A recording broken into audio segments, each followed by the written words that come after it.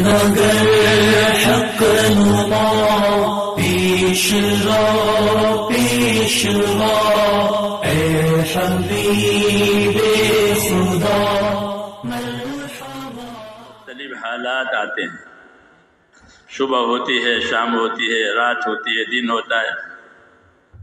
اللہ تعالیٰ نے دنیا کو حالات کا گھر بنایا ہے۔ ایک حال باقی نہیں رہتا، ایک حالت باقی نہیں رہتی۔ قدرت ہے اللہ کی، بچپنا بھی ہوا، جوانی بھی ہوئی، بوڑھاپا بھی ہوا، بیماری بھی ہوئی، تندرستی بھی ہوئی، غریبی ہوئی، مالداری ہوئی۔ یہ حالات ہے جو انسانوں کی زندگی پر گزرتے ہیں، ایک حال باقی نہیں رہتا۔ یہ اللہ کی قدرت ہے، قدرت دکھاتے ہیں اور قدرت دکھا کر کے اپنی طرف متوجہ کرتے ہیں کہ جو ہوگا وہ اللہ سے ہوگا، اللہ کے غیر سے نہیں ہوگا۔ ایک ہی اللہ ہے کہ وہی کرنے والا ہے، اس لیے اس کی قدرت کے بہت سے نشان اور اس کی قدرت کے بہت سے آثار ہماری اپنی زندگیوں میں ہے۔ غور کرے تو کہ تمہارا بچپنا یہ کس نے بنایا ہے، اور تمہاری جوانی کس نے بنائی، کہ تمہارا بوڑھاپا کس نے بنایا۔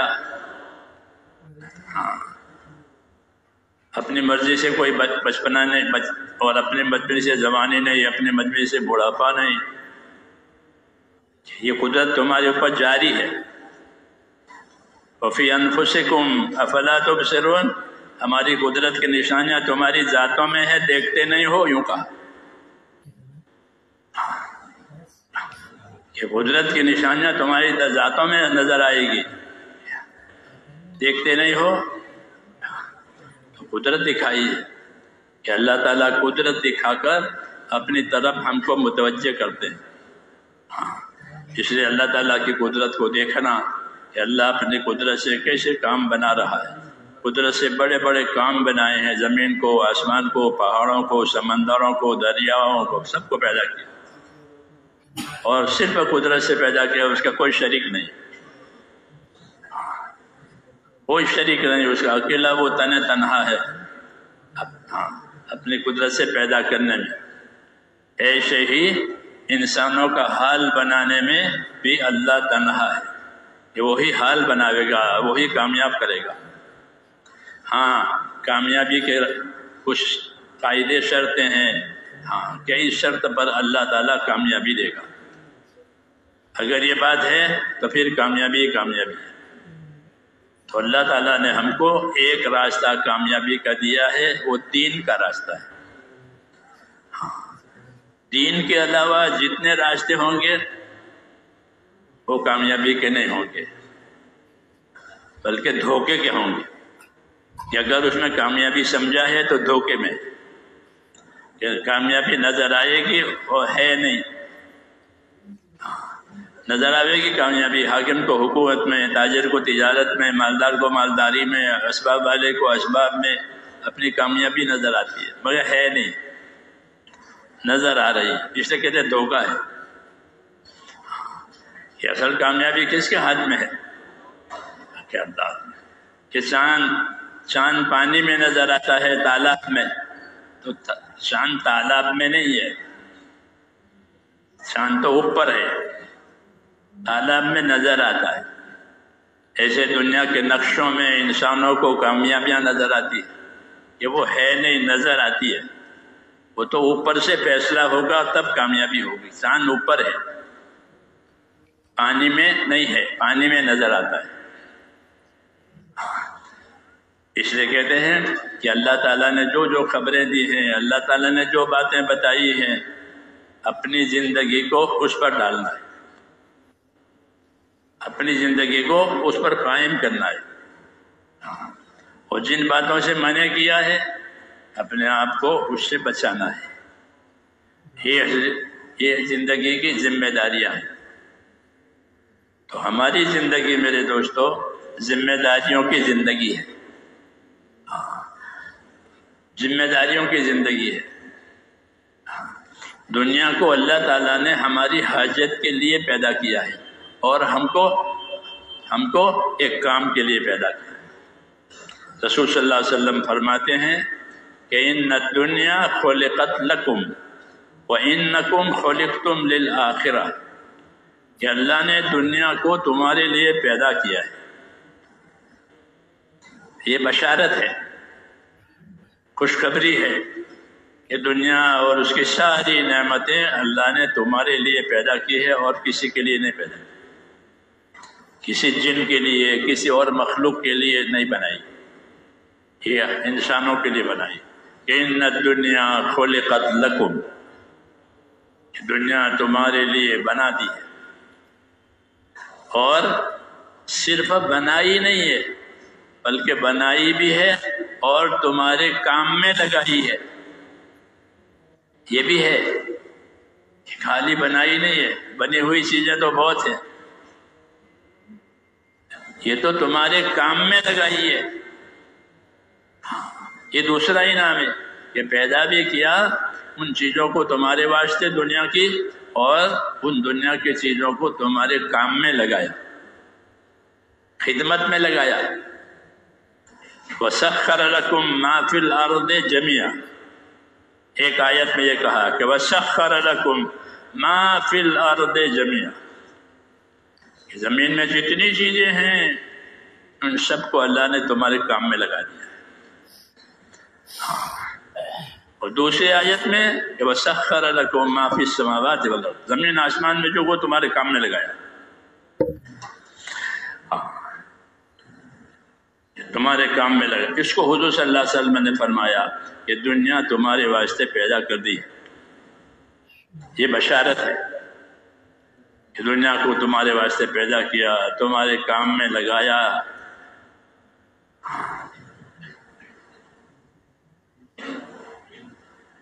تو سوال پیدا ہوتا ہے کہ جب ان سب چیزوں کو ہمارے کام میں لگایا، اور کوئی بھی چیز ہمارے کام سے انکار نہیں کر سکتی، لوہے سے کام لو، لکڑی سے کام لو، پانی سے کام لو، ہوا سے کام لو، آگ سے کام لو، جانوروں سے کام لو،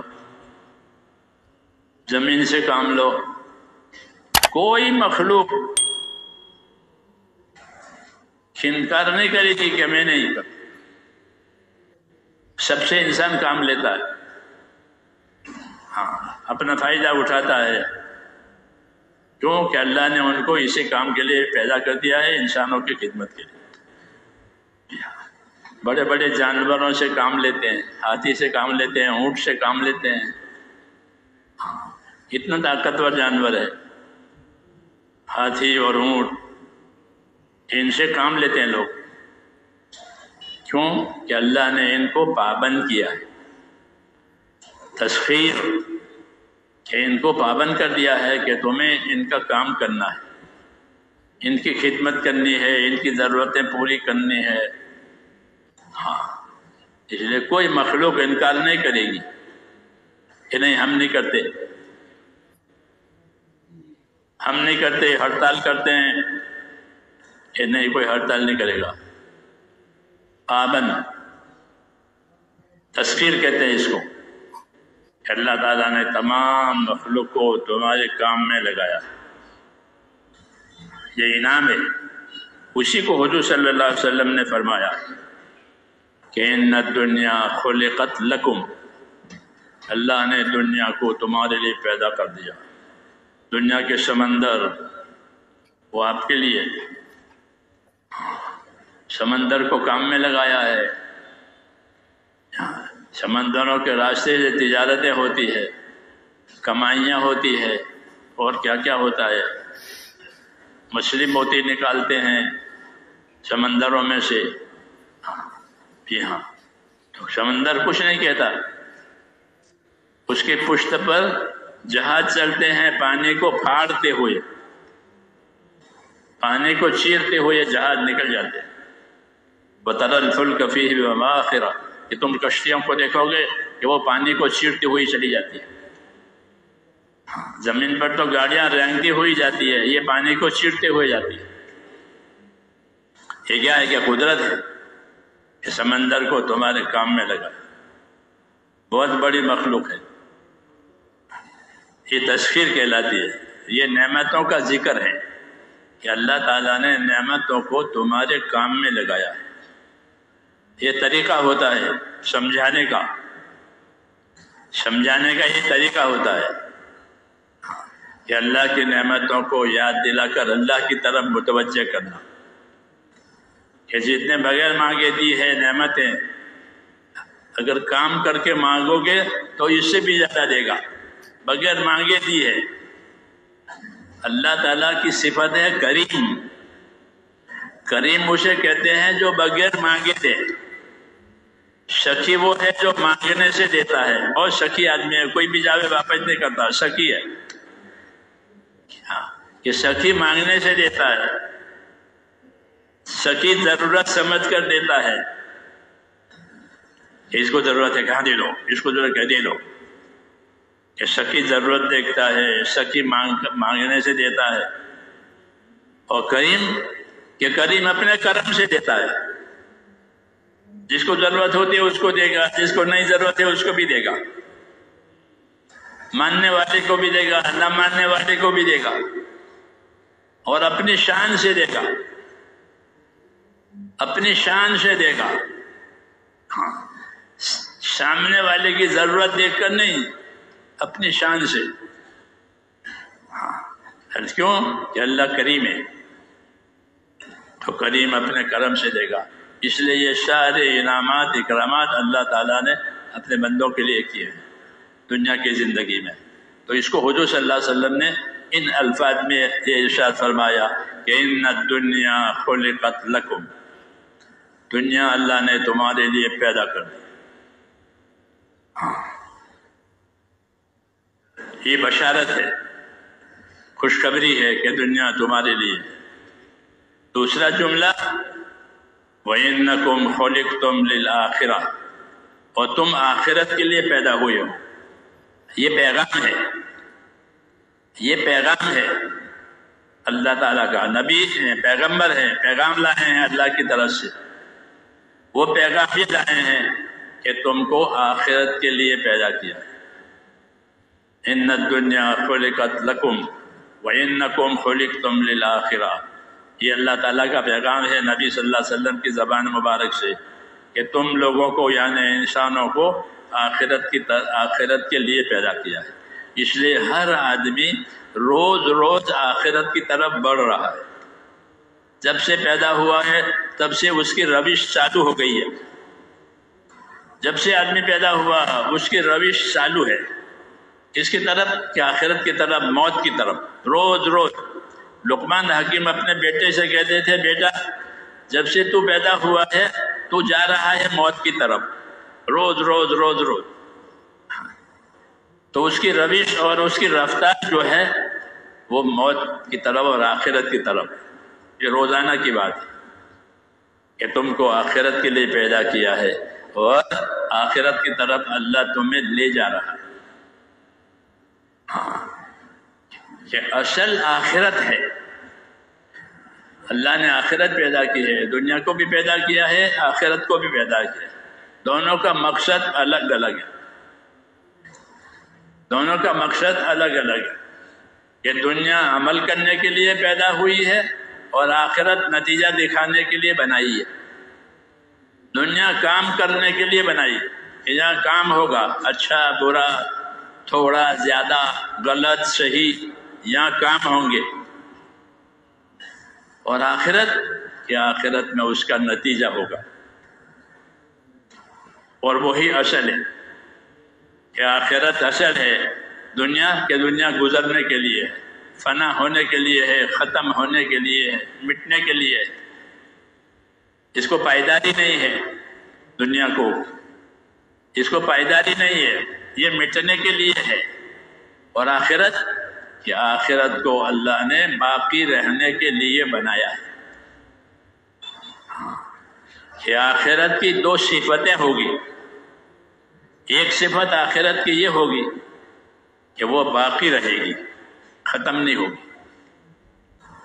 دوسری صفت آخرت کی یہ ہوگی کہ آخرت ہر انسان کو بطور بدلہ کے ملے گی. آخرت بدلہ ہوگی. اچھا یا برا بدلہ زندگی کا، کہ زندگی اچھی گزری ہے تو اچھا بدلہ ہے، للذین احسنوا الحسنی وزیادہ، جنہوں نے اچھا کیا ہے ان کو اچھا ملے گا اور زیادہ ملے گا، اپنے کرم سے زیادہ دیں گے۔ تو آخرت کہ آخرت بطور بدلہ کے ملے گی اور آخرت ہمیشہ کے لیے ملے گی۔ آخرت میں زوال نہیں ہے،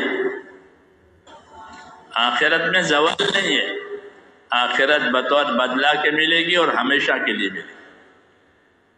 یہ آخرت کی حقیقت ہے، کوئی سمجھے نہ سمجھے، کوئی مانے نہ مانے، بات یہی ہے۔ اسے حضور صلی اللہ علیہ وسلم فرمایا تم کو آخرت کے لیے پیدا کیا ہے اور تم آخرت کی طرف جا رہے ہو، روز روز روز روز، چاہو نہ چاہو ایک دن پہنچ جائے گا اپنی منزل میں جو آخرت میں بنی ہے۔ اس لیے اصل زندگی آخرت کی زندگی ہے، ان الآخرۃ لہی الحیوان، کہ اصل زندگی آخرت کی زندگی ہے، اس میں زوال نہیں ہے، اس میں جو نعمتیں ملے گی آخرت میں وہ ہمیشہ ہمیشہ کے لیے ملے گی، جو آفت آئے گی وہ ہمیشہ کے لیے ہوگی۔ ہاں یہ ہے، کیوں کہ وہ بطور بدلہ کے ملے گی، بطور بقا کے ملے گی۔ تو رسول صلی اللہ علیہ وسلم نے ہم کو آگاہ کیا ہے کہ تم آخرت کی طرف جا رہے ہو، اس لیے دنیا سے اپنی آخرت بناؤ۔ یہ دعوت ہے کہ دنیا سے اپنی آخرت بناؤ۔ وَابْتَغِ فِيمَا آتَاكَ اللَّهُ الدَّارَ الْآخِرَةَ وَلَا تَنْسَ نَصِيبَكَ مِنَ الدُّنْيَا وَأَحْسِنْ كَمَا أَحْسَنَ اللَّهُ إِلَيْكَ، کہ اپنی دنیا سے آخرت بنا لے۔ یہ کہا دنیا تو تیرے ہاتھ میں رہے گی نہیں، وہ کسی کے ہاتھ میں رہتی نہیں ہے، بلکہ ہر آدمی گزر جاتا ہے۔ بادشاہ ہو تو گزر جائے گا، فقیر ہو تو گزر جائے گا، یہ کسی کے ہاتھ میں نہیں رہتا۔ تو کہ دنیا سے اپنے آخرت کو بنا لے۔ وَابْتَغِ فِيمَا آتَاكَ اللَّهُ الدَّارَ الْآخِرَةَ، اپنی دنیا سے آخرت بناؤ اور اپنا حصہ مت بھول جاؤ۔ آدمی سب میرے بچوں کا ہو جاوے، میرے پوتوں کا ہو جاوے، ان کا ہو جاوے، ان کا ہو جاوے، سب کی بناتا ہے، کہ تو اپنی بنا لے، اپنا حصہ مت بھول،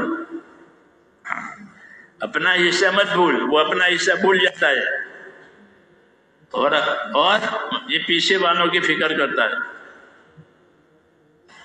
اس لیے کہا کہ اپنا حصہ مت بھول، وَلَا تَنْسَ نَصِيبَكَ مِنَ الدُّنْيَا وَأَحْسِنْ كَمَا أَحْسَنَ اللَّهُ إِلَيْكَ، اللہ نے تیرے ساتھ احسان کیا ہے، تیرے ساتھ بھلائی کی ہے، کہ تو بھی دنیا میں بھلائی کر، تو بھی دنیا میں بھلائی کر، یہ دعوت دی ہے۔ تو دعوت میرے دوستو یہ ملی ہے کہ دنیا سے آخرت بناؤ۔ کہ دنیا سے آخرت بنانے کا کیا سامان ہے؟ جیسے دودھ سے حلوہ بناؤ، ہاں، زمین سے، کہ زمین سے فصل لو، زمین دی ہے کہ زمین سے فصل لو، تو فصل لینے کا کیا طریقہ ہے؟ حلوہ بنانے کا کیا طریقہ ہے؟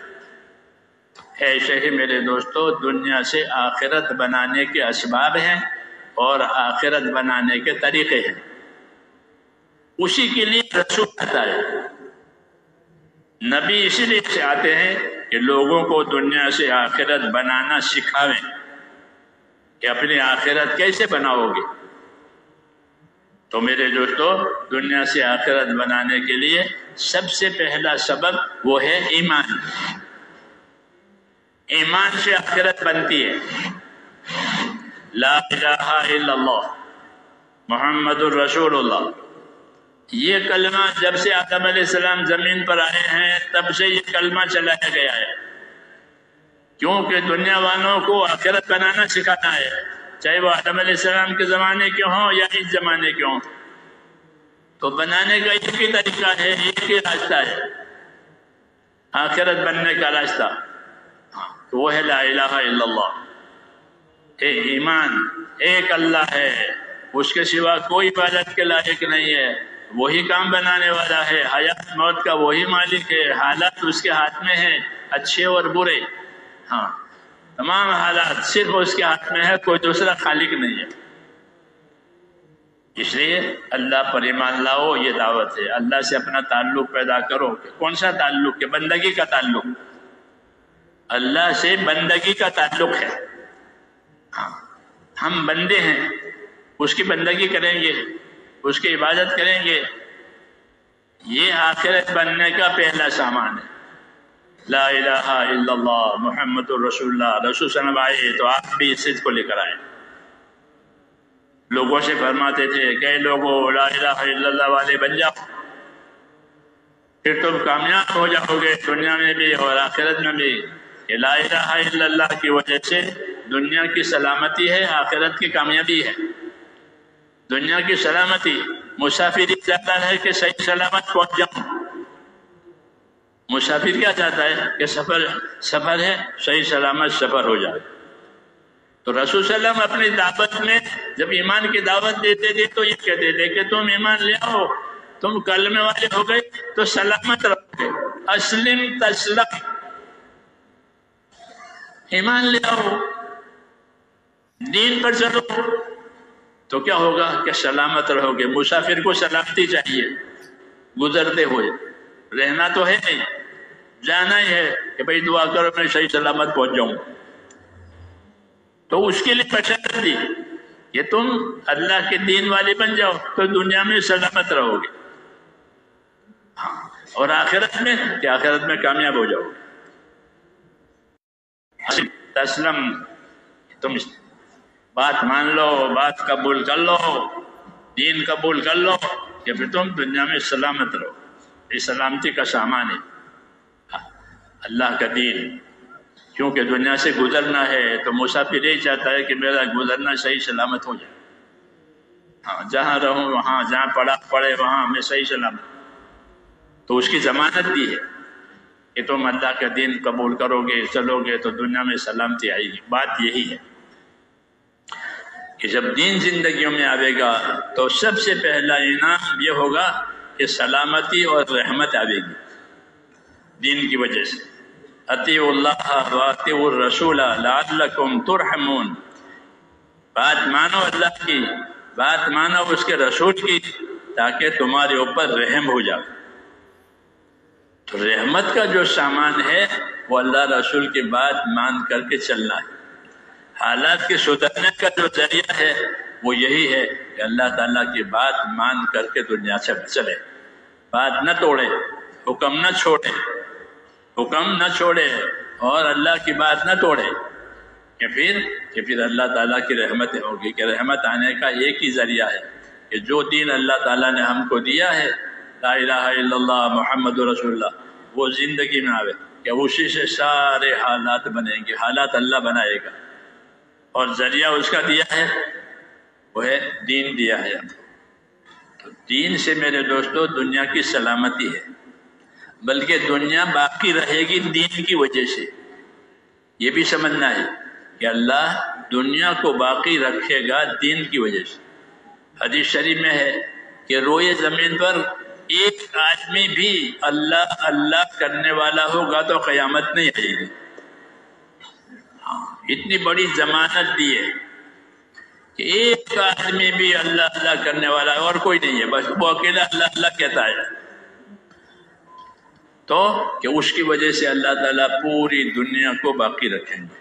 کہ ایک میرا نام لینے والا ہے، تو جب ایک کے نام لینے سے دنیا باقی رہے گی اور اللہ تعالیٰ کے ہزاروں بندے نام لینے والے ہو جائیں گے تو ہاں کہ پھر دنیا میں خیر آئے گی۔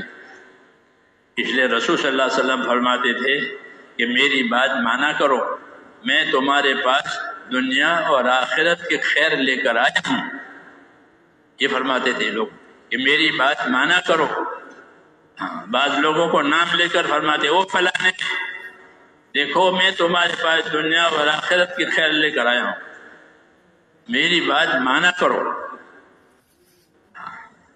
تو یہی بات ہے میرے دوستوں کہ اللہ تعالیٰ نے اپنے دین میں دنیا اور آخرت کی خیر رکھی ہے۔ جن حالات کو آدمی پسند کرتا ہے وہ دین کی وجہ سے آئیں گے، اور جن حالات سے آدمی گھبراتا ہے وہ بے دینی سے آئیں گے. ہاں، وہ بے دینی سے آئیں گے کہ جب بے دینی ہوگی تو وہ حالات اللہ لاوے گا جن سے وہ گھبراتے ہیں. ہاں، چاہے وہ اپنی حیثیت سے آدمی کتنا ہی اونچا ہو، کتنا ہی بڑا حاکم ہو، کتنا ہی بڑا مالدار ہو، لیکن اگر اس کی زندگی صحیح نہیں ہے اللہ اس کو وہ حالات دکھائیں گے جس سے وہ گھبراتا ہے. کیوں کہ اس کی زندگی صحیح نہیں. وَنُرِيَ فِرْعَوْنَ وَحَامَانَ وَجُنُودَهُمَا مَا كَانُوا يَحْذَرُونَ. اللہ کہتے ہیں جب موسیٰ علیہ السلام کو اللہ نے فرعون کے پاس بھیجا اور دعوت دی تو اس نے بات مانی نہیں اس نے، اور کہا ہم کو اس کی ضرورت نہیں ہے، ہم کو دین کی ضرورت نہیں ہے، موسیٰ کی تبلیغ کی ضرورت نہیں ہے، ہمارے پاس حکومت ہے، میرے پاس مصر کی بادشاہت ہے. یہ کہا کہ میرے پاس مصر کی بادشاہت ہے، میرے پاس اقتدار ہے، ہمیں کوئی تبلیغ کوئی دعوت کی ضرورت نہیں. لیکن موسیٰ علیہ السلام نے اپنا کام کیا. نبی تو اپنا کام کرتا ہے، کوئی مانے نہ مانے، کوئی قبول کرے نہ کرے، کام کرنا ہے. پھر کام اپنا اثر بتاوے گا. جس طرح پانی برستا ہے تو پانی اثر بتاتا ہے. زعفران کی زمین میں زعفران پیدا ہوتا ہے، جو کی زمین میں جو پیدا ہوتے ہیں، پانی اپنا اثر. اس طرح دین کی محنت، دین کی تعلیم کہ یہ اپنا اثر بتاوے گی. تو موسیٰ علیہ السلام نے اپنا کام کیا تو حالات بدلنے شروع ہو گئے. جی ہاں، کہ فرعون اور اس کی قوم اپنی حکومت کی وجہ سے انکار کرتی تھی تو ان کے حالات بگڑنے لگے. جن حالات سے وہ گھبراتے تھے وہی پیدا ہوئے. کیوں کہ انہوں نے دنیا میں اپنی جگہ دین کو دی نہیں، دین کو جگہ نہیں دی، دین کو قبول نہیں کیا تو ناموافق حالات آنے شروع ہو گئے. ہے تو بادشاہت، ہے تو اقتدار، لیکن کبھی قحط سالیاں ہو گئی، پانی رک گیا، آسمان سے پانی نہیں برس رہا ہے، حکومت پریشان ہو گئی. یہ ہوتا ہے اللہ کی طرف سے کہ جب اللہ تبارک و تعالیٰ ایک اچھی چیز دیتے ہیں، دین دیتے ہیں، اور آدمی اپنی جہالت اور نادانی کی وجہ سے اسے قبول نہیں کرتا تو پھر حالات بگڑ جاتے ہیں. دنیا کے اسباب سے حالات نہیں بنتے، اللہ کی قدرت سے حالات بنتے ہیں. دنیا کے اسباب سے حالات نہیں بنتے کہ مال سے، ملک سے، سونے سے، چاندی سے، بڑی تعداد سے، کہ اس سے کام نہیں بنتا، کام اللہ کی قدرت سے بنتا ہے. یہ سکھایا ہے کہ کام اللہ کی قدرت سے بنے گا، کام اللہ کی قدرت سے بگڑے گا. اپنی ذات کو اللہ سے، اس کے حکموں سے وابستہ کرو تاکہ قدرت تمہارے ساتھ ہو جائے. یہ پیغام ہے کہ قدرت تمہارے ساتھ ہو جائے، اللہ کو اپنے ساتھ کرو. اللہ کو اپنے ساتھ کرو اللہ کے اطاعت کے ذریعے سے. تو وہ نہیں کیا تو اللہ نے حالات بگاڑ دیے. کہ حالات اللہ کی طرف سے آتے ہیں. اس لیے میں نے عرض کیا کہ دنیا کی سلامتی اور آخرت کی نجات، یہ دونوں باتیں اللہ کے دین پر قائم ہے. اس کی مثالیں اللہ تعالیٰ نے قرآن پاک میں دی ہیں. یہ دیکھو یہ حکومت والا ہے فرعون، اس نے موسیٰ علیہ السلام کی بات کو نہیں مانا اور موسیٰ علیہ السلام کو دھمکایا کہ موسیٰ اگر تم نے ادھر ادھر کی باتیں کی تو خبردار میں تجھے بند کر دوں گا. یہ کہا بند کروں گا، جیل میں ڈالوں گا، ادھر ادھر کی باتیں نہ کرو. یہ دھمکیاں. تو یہ ہوتا ہے کہ آدمی اپنے اسباب پر اعتماد کرتا ہے، لیکن اسباب سے وہ ہوگا جو اللہ چاہے گا. مولانا محمد یوسف صاحب فرماتے تھے کہ دنیا کے تمام اسباب جو انسانوں کے پاس ہیں، حاکم کی حکومت، تاجر کی تجارت، مالدار کی مالداری، اکثریت والوں کی اکثریت، یہ جتنے اسباب انسانوں کے پاس ہیں وہ اللہ کی قدرت کے سامنے ایسے ہیں جیسے خالی برتن ہے، چائے کے کپ ہیں، خالی ہے، تو خالی برتن میں ڈالنے والا جو ڈالے گا اس سے وہ خالی برتن بھر جائیں گے۔ میری بات سمجھ میں آ رہی ہے؟ کیوں بھائی؟ خالی برتن میں ڈالنے والا جو چیز ڈالے گا اس سے وہ بھر جائیں گے۔ دودھ ڈالے گا تو دودھ سے بھریں گے، پانی ڈالے گا تو پانی سے بھریں گے، چھاچھ ڈالے گا تو یہ چھاچھ سے بھر جائیں گے۔ یہ مثال سمجھائیے کہ دنیا کے اسباب میں وہ حالات آئیں گے جو اللہ ڈالے گا، کہ دنیا کے تمام اسباب اللہ کی قدرت کے سامنے خالی برتن کی طرح سے، چاہے وہ تاجر کی تجارت ہو، حاکم کی حکومت ہو، زمیندار کی زمینداری ہو، مالدار کی مالداری ہو، کہ وہ خالی برتن کی طرح سے ہے اللہ کی قدرت کے سامنے۔ اس میں اللہ جو ڈالے گا وہ ہوگا۔ اگر اللہ کامیابی ڈالے گا تو مراد پوری ہو جائے گی، اللہ کامیابی نہیں ڈالے مراد پوری نہیں ہوگی۔ اسباب محتاج ہیں اللہ کے فیصلے کے، حکومتیں ہو، تجارتیں ہوں، زمینیں ہوں، دولتیں ہو، یہ تمام اسباب فیصلے کے تحت میں ہے، کہ اوپر سے جو فیصلہ ہوگا وہ ہوگا۔ یہی بات سمجھائی تھی موسیٰ علیہ السلام نے، کہ حکومت تیرے ہاتھ میں ہے اور حالات اللہ کے ہاتھ میں ہے۔ جیسے دکان تاجر کے ہاتھ میں ہے، دوا تمہارے پاس ہے، اور چٹوا دینا سونا دینا یہ اللہ کے ہاتھ میں ہے۔ اس لیے اللہ کی طرف رجوع، کیا دنیا کے اسباب سے وہ ہوگا جو اللہ وہ نہیں ہوگا جو آدمی چاہے گا۔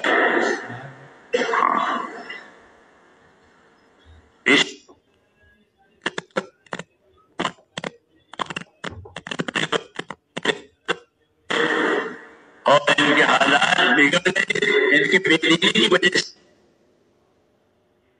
ہوگا کہ بے دینی سے ان کے حالات بگڑ جائیں گے اور دین سے ان کے حالات بنیں گے۔ تمام قصوں میں یہ باتیں بتائی گئی کہ بے دینی سے حالات بگڑیں گے اور دین سے حالات بنیں گے۔ کہ کون بنائے گا؟ اللہ بنائے گا۔ کہ کیسے بنائے گا؟ اپنے قدرت سے بنائے گا۔ جس قدرت سے زمین آسمان بنائی، چاند سورج بنائی، پہاڑ سمندر بنائے، اسی طرح حالات بھی بنائے گا۔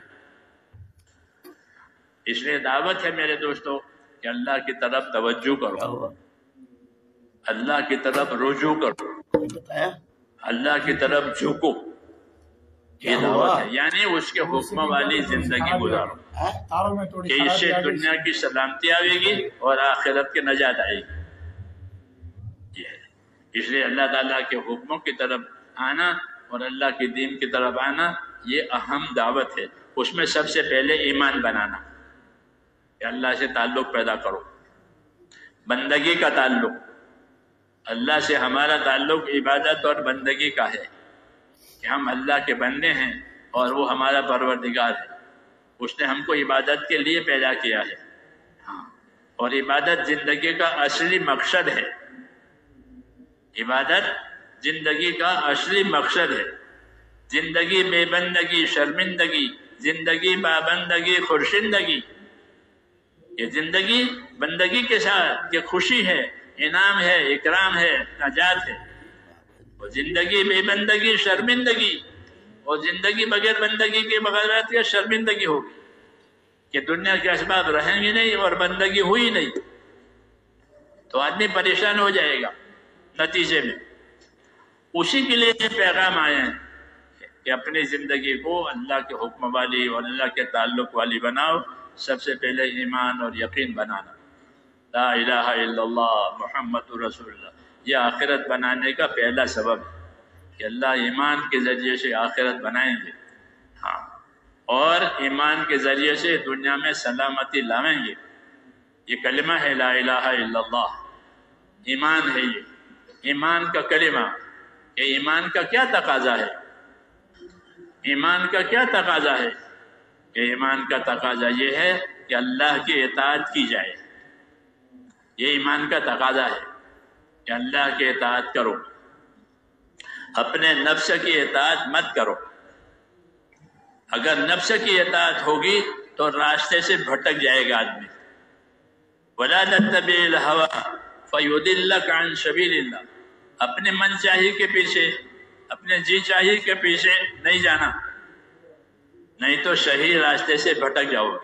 جنت کے راستے سے بھٹک کر جہنم کے راستے کی طرف جائے گا۔ یہ جتنے من چاہیاں ہیں وہ جہنم کی طرف لے جائے گا، اور جو اللہ کی پسندیدہ باتیں وہ جنت کی طرف لے جائے گا۔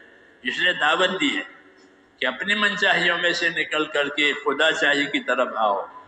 کہ خدا کیا پسند کرتا ہے؟ کہ اللہ ایمان کو پسند کرتا ہے۔ ہاں، اس لیے ایمان کی دعوت دی ہے، ایمان کی تعلیم دی ہے، ایمان کے نتیجے بتائے ہیں۔ ایمان کے نتیجے بتائے ہیں کہ ایمان کا کیا نتیجہ ہے؟ کہ ایمان کے نتیجے میں دنیا کا بقا ہے اور آخرت کی کامیابی ہے۔ آخرت کی کامیابی ایمان پر ملے گی۔ اس لیے کہا اس کلمے کو کثرت سے پڑھا کرو۔ حضور صلی اللہ علیہ وسلم فرماتے اکثرو، کہ کثرت سے یہ کلمہ پڑھا کرو، لا الہ الا اللہ، لا الہ الا اللہ۔ اور جس طرح کثرت سے اس کو پڑھنا ہے کہ اپنی زندگی کلمے والی بنانی ہے، اللہ کے حکم والی، نبی کے طریقوں والی، زندگی سنت والی، زندگی حکموں والی، یہ اس کا تقاضا ہے، تاکہ زندگی اللہ تعالیٰ کی عبادت والی بنے۔ اللہ پر ایمان لا کر اللہ سے اپنے تعلق کو صحیح کرنا۔ جب اللہ سے تعلق صحیح ہو جائے گا تو پھر ان کا آپس کے تعلقات بھی صحیح ہو جائیں گے۔ رسول صلی اللہ علیہ وسلم فرماتے تھے کہ من اصلح ما بینہ و بین اللہ اصلح اللہ ما بینہ و بین خلقہ، کہ جو لوگ اپنا اور خدا کا معاملہ ٹھیک کر لیں گے تو اللہ ان کا اور مخلوق والا معاملہ ٹھیک کر دے گا۔ ایک ہی راستہ کہ اللہ سے معاملہ ٹھیک کر لو تو پھر کہ نیچے کے سارے معاملات ٹھیک ہو جائیں گے، فیصلہ اوپر سے آئے گا۔ ہاں، تمام چیز مخلوق ہے اور فیصلہ صرف اللہ کا ہے۔ الا لہ الخلق والامر، یاد رکھو مخلوق بھی اللہ کی ہے، فیصلہ بھی اللہ کا ہے۔ اللہ کی مخلوق میں اللہ کا فیصلہ چلے گا، کسی کا فیصلہ نہیں چلے گا۔ اللہ کی بات چلے گی، دیر یا سویر، لیکن اللہ کی چلے گی۔ اس لیے فرمایا کہ جو لوگ اپنا اور خدا کا معاملہ صحیح کر لیتے ہیں، اللہ ان کا اور دنیا والوں کا معاملہ صحیح کر دیں گے۔ یعنی حالات اللہ کے اطاعت و تابعداری سے صحیح ہو جائیں گے۔ حالات کا پیدا کرنے والا اللہ ہے، اور اس کا قاعدہ یہ ہے کہ اپنی زندگیوں کو حکم والی بناؤ۔ ہاں، اللہ تعالیٰ اسباب بھی دے گا، احکام بھی دے گا، دونوں دیتے ہیں۔ اللہ ہم کو اسباب بھی دیتے ہیں، احکام بھی دیتے ہیں۔ جیسے آنکھیں دی ہیں تو آنکھوں کے حکم دیے ہیں کہ آنکھوں کا استعمال کہاں کرو گے۔ کان دیے ہیں تو کان کے احکام بھی دیے ہیں۔ زبان دی ہے تو زبان کے احکام بھی دیے ہیں۔ ہاتھ پاؤں دیے ہیں تو اس کے احکام دیے ہیں۔ ایسے ہی مال اسباب دیے ہیں تو مال اسباب کے احکام بھی دیے ہیں۔ یہ نعمت ہے، جس طرح اسباب نعمت ہے، احکام بھی نعمت ہے۔ اسی کو دین کہتے ہیں کہ اپنے اسباب میں اللہ کے حکموں کے ساتھ زندگی گزارو، کہ دونوں چیزیں اللہ کی طرف سے آئی ہیں۔ اسباب بھی اللہ کی طرف سے آئے ہیں، احکام بھی اللہ کی طرف سے آئے ہیں۔ ہاں، اسباب بھی اللہ کی طرف سے آئے ہیں اور احکام بھی، وہ بھی اللہ کی طرف سے آئے ہیں۔ احکام کو سیکھ کر عمل کرنا، اس کو دین کہتے ہیں۔ اسباب اور احکام سے غافل ہونا اور دنیا میں لگنا، یہ غفلت ہے، یہ جہالت ہے۔ غفلت اور جہالت، یہ غفلت اور جہالت، یہ دو صفتیں یہ نقصان پہنچانے والی ہے۔ کہ آدمی اللہ کے حکم سے غافل ہو گیا، اپنی ذمہ داری کی بات سیکھنے سے جاہل ہو گیا۔ علم و ذکر جو دیا گیا ہے، علم و ذکر وہ اس لیے ہے کہ علم سیکھ کر کے اپنی جہالت دور کرو اور اپنے آپ کو ذاکر بنا کر غفلت دور کرو۔ کہ علم کے ذریعے سے ذمہ داریوں کا پتہ چلے گا اور غفلت دور ہونے کی وجہ سے وہ ذمہ داریاں پوری ہوگی. علم و ذکر، علم و ذکر کا یہی مقصد ہے کہ زندگی کی جو ذمہ داریاں ہیں اس کو جاننا کہ میری زندگی کی کیا ذمہ داری ہے، کیونکہ دنیا ذمہ داریوں کی جگہ ہے اور آخرت بدلہ پانے کی جگہ ہے. یہاں ذمہ داریاں آئے گی، جس طرح اسباب آتے ہیں ذمہ داریاں آتی ہیں. تو میں نے یہ کہا کہ اللہ جیسے اسباب دیں گے ایسے اللہ تعالیٰ اپنے احکام بھی دیں گے تاکہ زندگی حکموں والی گزرے. اگر حکم نہیں ہے، آدمی صرف اسباب میں لگا ہے تو وہ دھوکے میں ہے. اسی کو دھوکہ کہتے ہیں کہ دنیا دھوکے کی جگہ ہے. وَمَا الْحَيَاةُ الدُّنْيَا إِلَّا مَتَاعُ الْغُرُورِ، کہ دنیا دھوکے کی جگہ ہے. اور دھوکہ کیا ہے؟ کہ اللہ کے حکموں کو آخرت کو بھول کر دنیا میں لگ گیا، پھر دنیا ہاتھ میں رہی نہیں، یا یہ دنیا میں نہیں رہا، یا تو آدمی نہیں رہے گا یا دنیا نہیں رہے گی.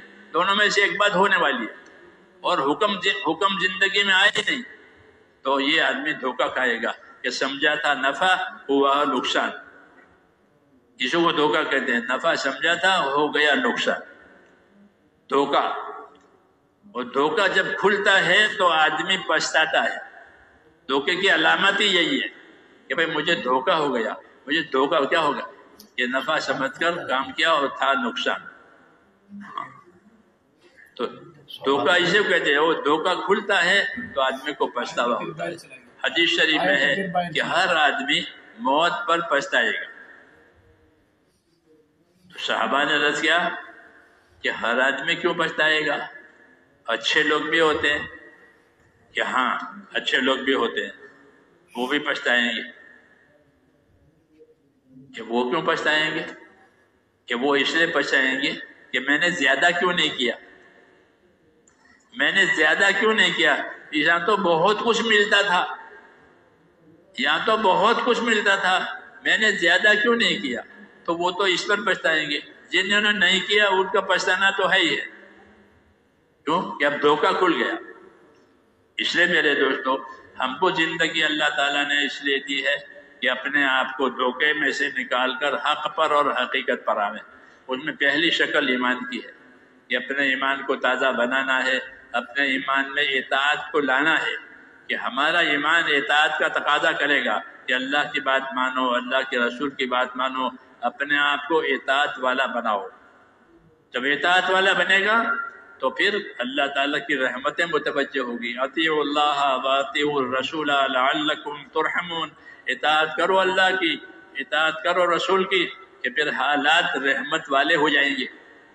ہاں، نافرمانیوں سے حالات مصیبتوں والے بن جاتے ہیں، اور جب زندگی اطاعت پر آتی ہے تو اللہ تعالیٰ اپنی قدرت سے حالات کو بدلتے ہیں. اس لیے دعوت ہے کہ اپنی زندگی ایمان والی، ہاں، اور ایمان اطاعت والا. مسجد میں اطاعت اور تابعداری یہ اصلی چیز ہے. اسی کے لیے پیدا کیا ہے، اسی کے لیے رسول آئے ہیں. وما ارسلنا من رسول الا لیطاع باذن اللہ. کہ ہم نے جب کبھی کوئی رسول بھیجا ہے تو اس لیے بھیجا ہے کہ وہ اپنی دعوت سے، اپنی تعلیم سے اللہ کے بندوں میں اطاعت لاوے، کہ بندے اطاعت والے بن جائیں.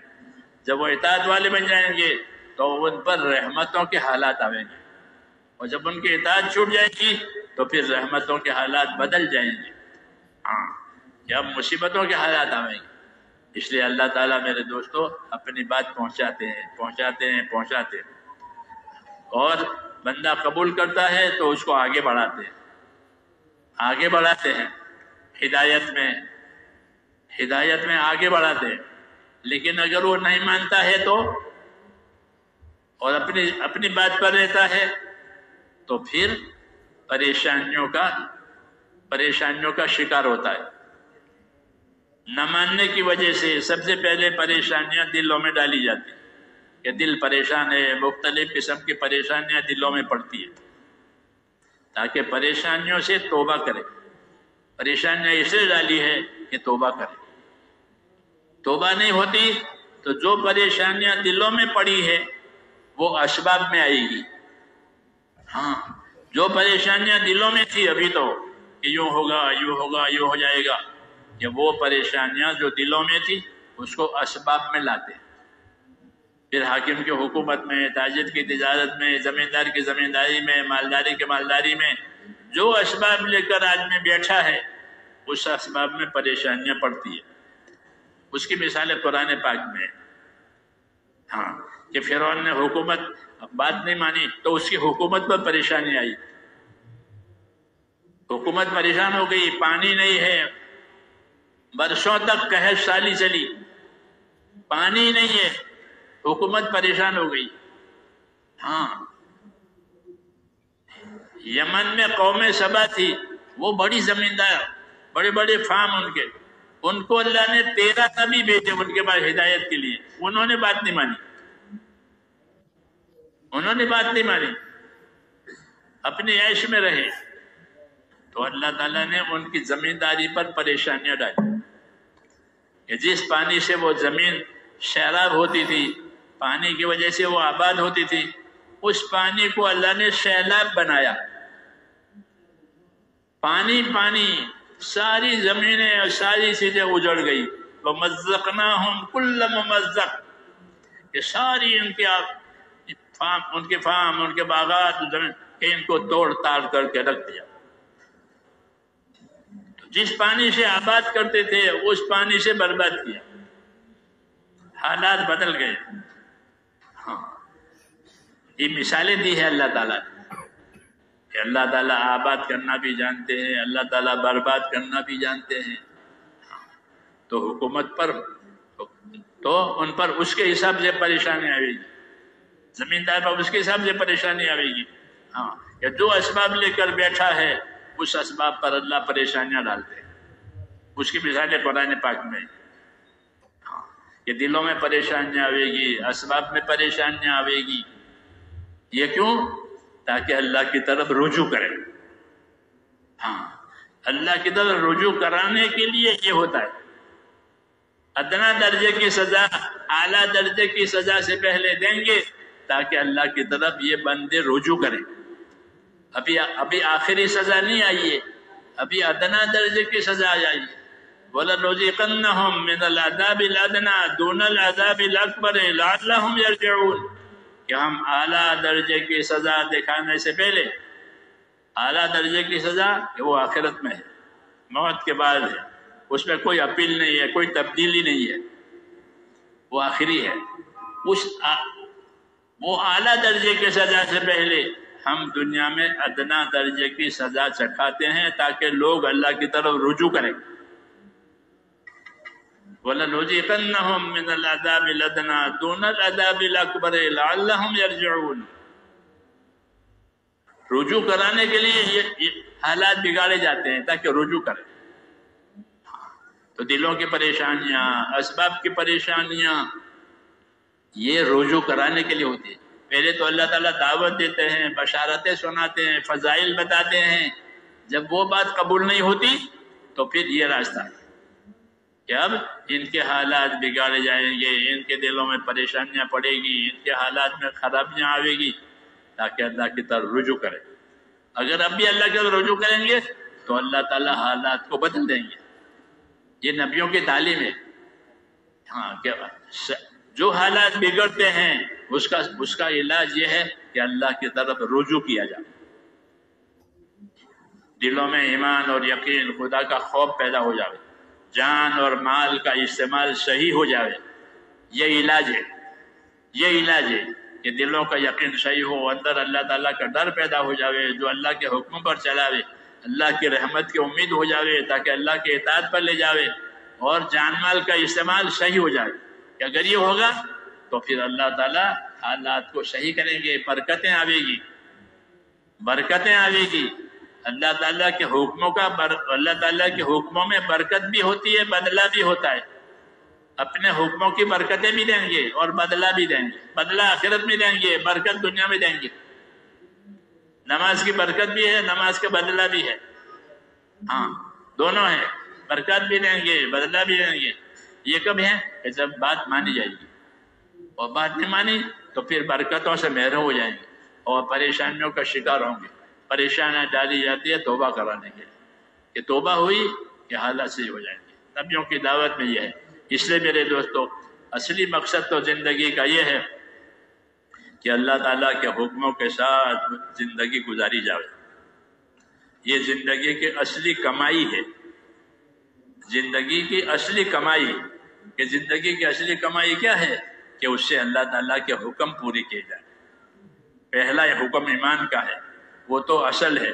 پھر ایمان کے بعد کہ ایمان کے بعد اللہ کی عبادت کا حکم ہے کہ ایمان کے بعد اور ایمان کے ساتھ اللہ کی عبادت کی جائے۔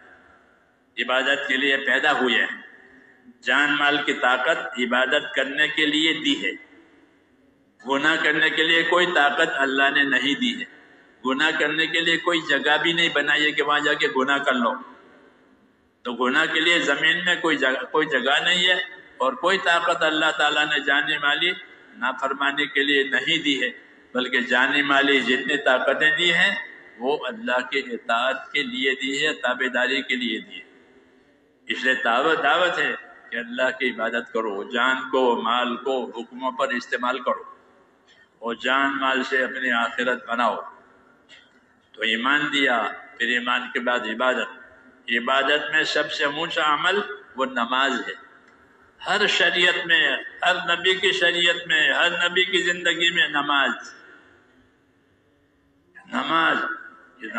ایک ایسا رکن ہے زندگی میں جو ساری زندگی کو نورانی بنانے والا ہے۔ الصلاۃ نور، حدیث شریف میں ہے کہ نماز نور ہے۔ نماز نور ہے، اپنی زندگی کو نورانی بناؤ نمازوں سے۔ نماز کے نور سے زندگی نورانی بنے گی، اللہ کا تعلق پیدا ہوگا، اللہ کا خوف پیدا ہوگا، دعاؤں میں قبولیت آئے گی، اسباب میں برکت آئے گی۔ یہ سب نماز کے اثرات ہیں۔ عبادت کے لیے پیدا ہوئے ہیں۔ جب عبادت ہوگی تو زندگی مقصد پر پڑ گئی۔ اب مقصد حاصل ہوئے گا تو آدمی کو چین ہوگا، جب مقصد فوت ہوتا ہے تو آدمی بے چین ہوتا ہے۔ تو زندگی مقصد پر پڑے گی کہ اب زندگیوں میں چین دیا جائے گا۔ اس لیے میرے دوستو عبادت سے جو زندگی بنے گی وہ چین والی ہوگی، وہ سکون والی ہوگی، وہ برکت والی ہوگی۔ من عمل صالحا من ذکر او انثى وهو مؤمن فلنحيينه حياة طیبہ وَلَنَجْزِيَنَّهُمْ أَجْرَهُمْ بِأَحْسَنِ مَا كَانُوا يَعْمَلُونَ، کہ جو لوگ ایمان لا کر اخلاص کے ساتھ نیک عمل کرتے رہیں گے، ہم ان کو دنیا میں جینے کے لیے پاک صاف زندگی دیں گے، صاف ستھری زندگی ان کو جینے کے لیے دیں گے۔ یہ وعدہ ہے عبادت پر کہ جو لوگ ایمان لا کر اخلاص کے ساتھ اپنی زندگی عبادت والی بنائیں گے تو ایسے لوگوں کو دنیا میں جینے کے لیے پاک صاف زندگی دی جائے گی۔ یہ بڑا انعام ہے کہ زندگی پاک صاف ہو گئی، پریشانیوں سے، مصیبتوں سے، بیماریوں سے، دشمنیوں سے، گناہوں سے زندگی پاک ہو گئی، پاک زندگی دیں گے۔ اس پاک زندگی میں دلوں میں چین ہوگا، آپس میں محبتیں ہوگی۔ جی ہاں، آپس میں محبتیں ہوگی، یہ اثر ہے اس کا۔ محبتیں ایمان عبادت کی برکت سے حاصل ہوتی ہے۔ ان الذین آمنوا وعملوا الصالحات سیجعل لهم الرحمن ودا، کہ جو لوگ ایمان لائیں گے، نیک عمل کریں گے، ان کے اندر آپس میں محبتوں کا انتظام کریں گے، اللہ محبتیں ڈالیں گے۔ جیسے صحابہ کے پہلے آپس میں دشمن تھے انصار مدینہ، پھر محبت ہو گئی، ان کی دشمنیاں اللہ نے نکال دی اور ان میں محبتیں ڈال دی۔ یہ نمونہ قائم ہو گیا کہ دلوں کے حالات بدل جائیں گے۔ تو ایمان اور اعمال والی زندگی کا یہ اثر بتایا کہ کیا اثر بتایا کہ پاک زندگی جینے کے لیے دی جائے گی، کہ جن میں دلوں میں سکون، دلوں میں اطمینان ہوگا، آپس میں محبتیں ہوگی، اسباب میں برکتیں ہوگی، دعا میں قبولیت ہوگی۔ یہ سارے انعامات پاک زندگی کے ہیں۔ فَلَنُحْيِيَنَّهُ حَيَاةً طَيِّبَةً، کہ جینے کے لیے ان کو پاک صاف ستھری زندگی دیں گے۔ یہ اللہ تعالیٰ کا وعدہ ہے۔ یہ عبادت کی برکت بتائیے کہ زندگی عبادت والی ہوئی، جان اور مال کو اللہ کے حکموں پر استعمال کرنا، یہ عبادت کا مفہوم ہے. جان مال میں آزادی یہ نافرمانی ہے، یہ معصیت ہے، یہ مصیبتوں کو لانے والی چیز ہے. اور جان اور مال کو اللہ کے حکموں پر لگانا یہ اللہ کی رحمتوں کو متوجہ کرنے والا. تو جانی عبادت سب سے پہلے نماز میں دی ہے. ہاتھ پاؤں تمام بدن نماز میں حکم پر استعمال ہوتا ہے. پورا بدن نماز میں حکموں پر استعمال ہوتا ہے کہ نظر یا ہونی چاہیے، ہاتھ ایسے ہونے چاہیے، پاؤں ایسے ہونے چاہیے. یہ سب کہ نماز ایک ایسی عبادت ہے کہ جو زندگی کا رخ اللہ کی طرف کرے گی. اس نے کہا کہ نماز یہ برائیوں سے روکے گی. اس میں برائیوں سے روک ہے. تہجد کی نماز کا یہ فائدہ ہے کہ تہجد کی نماز پڑھا کرو جیسے 5 نمازیں پڑھتے ہو. کہ تہجد میں گناہوں سے روک ہے اور بدن میں تندرستی ہے. کہ بدن میں تندرستی ملے گی اور گناہوں سے زندگی رک جائے گی. پوری نماز کا یہ اثر ہے کہ وہ گناہوں سے روک لے گی اور زندگی پاک صاف ہوگی. تو میں نے کہا عبادت کا یہ اثر ہوتا ہے کہ زندگی عبادت والی بنی کہ اللہ تعالیٰ زندگی کو صاف ستھری کریں گے، پریشانیوں سے، مشکلات سے، اور مددیں آئے گی. اللہ انی معکم لئن اقمتم الصلاۃ وآتیتم الزکاۃ وآمنتم برسلی. اللہ کہتے ہیں میں تمہارے ساتھ ہوں، میری مدد تمہارے ساتھ ہے. اگر تم نمازوں کے قائم کرنے والے بنو، زکاتوں کے ادا کرنے والے بنو، رسول کی تابعداری کرنے والے بنے، تو پھر میں تمہارے ساتھ ہوں، میری قدرت تمہارے ساتھ ہے. یہ بڑا انعام ہے، یہ بڑا انعام ہے کہ اللہ تعالیٰ ساتھ ہو گئے. تو عبادت کا یہ اثر ہے. اور عبادت میں نماز کے بارے میں 2 حکم ہے. نماز قائم کرو اور نمازوں کی حفاظت کرو. نماز قائم کرو، نمازوں کی حفاظت کرو. کسی چیز کو قائم کرنے کے لیے بہت سے اسباب اختیار کرنے پڑتے ہیں. عمارت قائم کرو، عمارت بنانی ہے، رہنے کے لیے گھر، تو بہت سے اسباب ہوتے ہیں اس کو عمارت کو قائم کرنے کے لیے. نماز قائم کرو، یہ نہیں کہ نماز پڑھ لو، ایسا نہیں کہا. نماز قائم کرو. نماز اس کے طریقوں کے مطابق پڑھو، سنت کے مطابق پڑھو، جیسے حضور صلی اللہ علیہ وسلم نے پڑھ کر بتائیے ایسے پڑھو. نماز کو نماز کے علم کے ساتھ پڑھو. نماز کے علم کے ساتھ صحیح ہوتی ہے. اگر نماز کا علم نہیں ہے تو نماز صحیح نہیں ہوگی. ہر کام اس کے علم سے صحیح ہوتا ہے. جو پکاتے ہیں ان کو پکانے کا علم ہے کہ حلوہ اس طرح بنتا ہے، بریانی اس طرح بنتی ہے، قورمہ اس طرح بنتا ہے. ان پہ پکوان کا علم ہے. پکوان کے علم سے پکوان صحیح ہوتا ہے. عبادت کے علم سے عبادت صحیح ہوگی. نماز کے علم سے نماز صحیح ہوگی. کہ نماز کا کیا علم ہے؟ کہ نماز کا علم فضائل کا، نماز کا علم مسائل کا. کہ نماز پڑھنے والے نماز کے فضائل کو یاد رکھیں کہ مجھ کو نماز پڑھنے پر اللہ یہ دینے والا ہے، اس کا یقین. اور نماز چھوڑنے پر یہ سزا ہونے والی ہے، اس کا خوف. اس کا خوف، انعام ملنے کا یقین، سزا ملنے کا خوف، اس کو ایمان کہتے ہیں.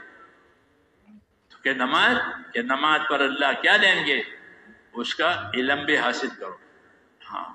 کہ جب نماز پڑھتا ہے بندہ تو اس کے گناہ اس کے سر پر ہوتے ہیں. جب رکوع سجدے میں جاتا ہے تو وہ گناہ کیے جاتے ہیں اور گناہ سے پاک صاف ہو جاتا ہے. نماز کی فضیلت بتائیے، یہ گناہوں سے پاک صاف ہو جائے، اس کے گناہ معاف ہو جائیں. اسے کہا نماز قائم کرو، نمازوں کی حفاظت کرو. تو نماز قائم ہونا یہ نماز کے علم سے ہوگا. جسے نماز کے فضائل، نماز کے مسائل کے فضائل کے ذریعے سے نماز کا شوق پیدا ہوگا، نماز چھوڑنے کا خوف پیدا ہوگا.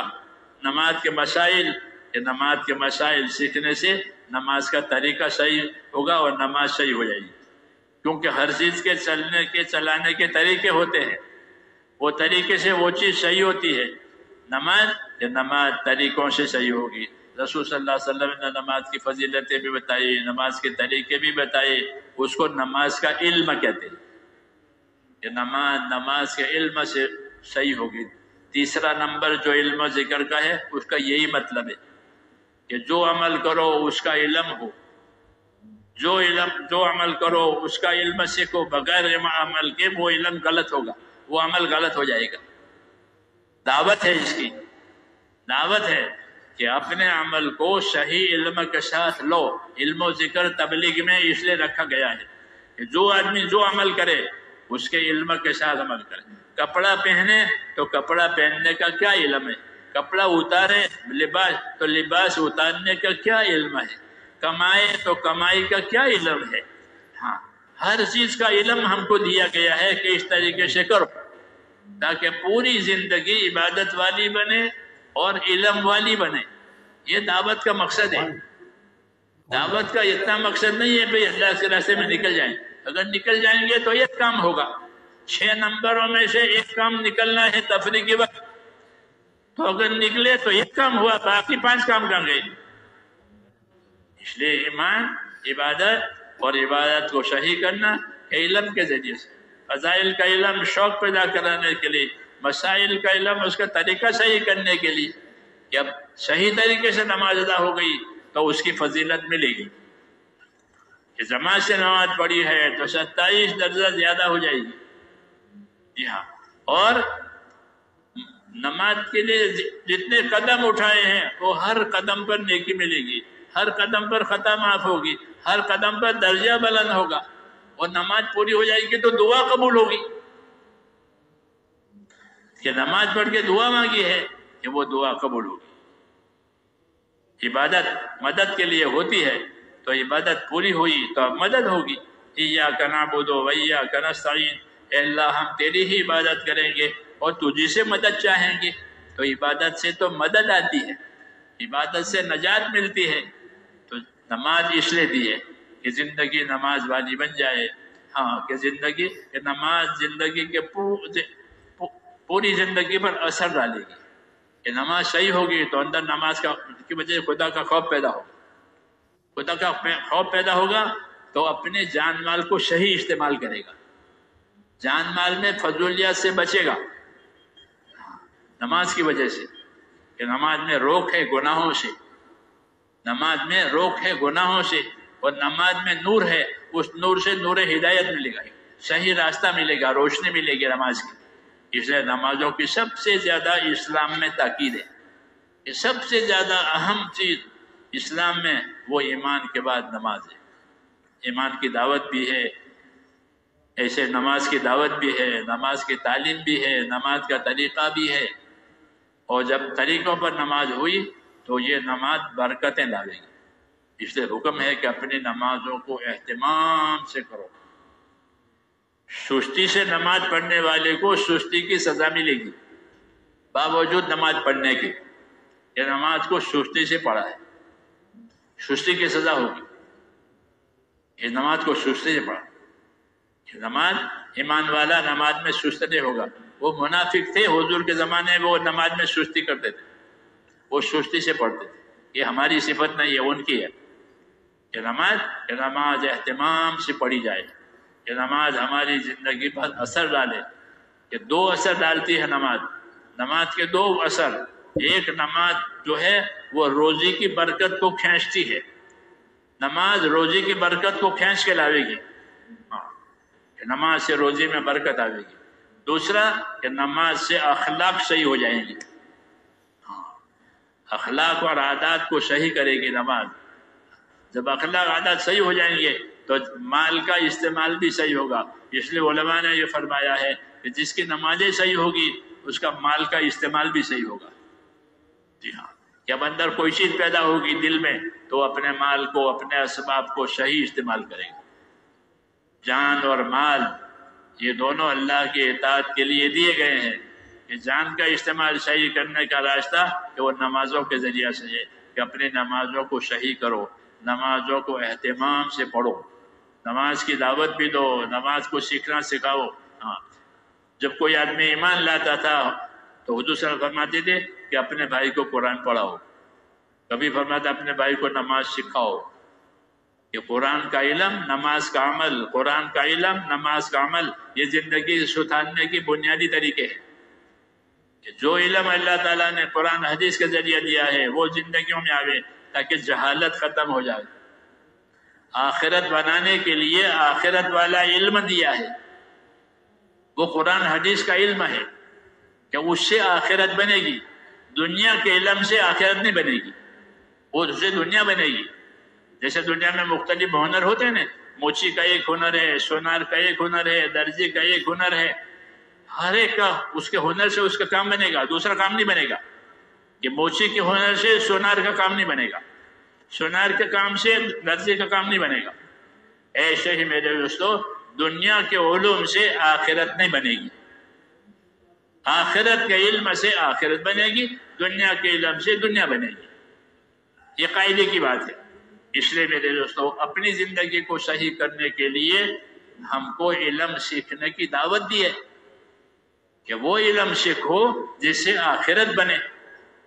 قرآن اور حدیث اور رسول صلی اللہ علیہ وسلم کی سیرت اور آپ کے طریقے یہ آخرت بنانے کا علم ہے، اس سے بنے گی آخرت۔ اس لیے دین سیکھنا یہ فرض کیا گیا ہے کہ اپنا دین سیکھو تاکہ اللہ تعالیٰ کا حق ادا کرو۔ دنیا کو اللہ تعالیٰ نے حقوق ادا کرنے کی جگہ بتایا ہے اور آخرت کو بدلہ پانے کی جگہ بنایا ہے۔ یہاں حقوق ادا کیے جائیں گے اور آخرت میں بدلہ ملے گا۔ یہ کیا کیا حقوق ہیں اس کا جاننا ضروری ہے، نہیں جانے گا تو حق کیسے پہچانے گا؟ تو جو علم رسول صلی اللہ علیہ وسلم لائے ہیں علم دین، وہ اس غرض کے لیے ہے تاکہ علم دین سیکھو، تاکہ پتہ چلے کہ مجھ پر کیا کیا حق ہے۔ نہیں تو آدمی اپنی حاجت راحت اسی میں زندگی گزر جائے گی۔ یہ میری حاجت ہے، یہ میری راحت ہے، یہ میری حاجت ہے، یہ میری راحت ہے، اسی میں زندگی گزر جائے گی۔ کیا مقصد ہے، کیا حق ہے، اس کی خبر نہیں پڑے گی۔ علم و ذکر کہ علم و ذکر اس لیے ہے، ایک ایک چیز میرے دوستو غور کرنے کی ہے، سمجھنے کی ہے، اسی تقاضا پورا کرنے کے لیے دی ہے۔ ایمان کس لیے دیا، نماز کس لیے دی، علم و ذکر کس لیے دیا؟ کہ یہ علم جو رسول صلی اللہ علیہ وسلم لے کر آئے ہیں اس سے آخرت بنے گی، اس کے بغیر آخرت نہیں بنے گی۔